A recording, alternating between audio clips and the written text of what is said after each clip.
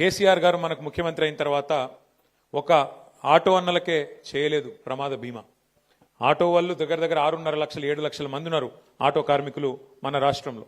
అందరికీ ప్రమాద బీమా అడగకుండానే, మేనిఫెస్టోలో పెట్టకుండానే, ఓట్ల కోసం దొంగ మాటలు చెప్పకుండానే కేసీఆర్ గారు కడుపులో ప్రేమ ఉన్న మనిషి కాబట్టి మీకోసం 5 లక్షల ప్రమాద బీమా ఆనాడు ముఖ్యమంత్రి కాగానే చేయడం జరిగింది.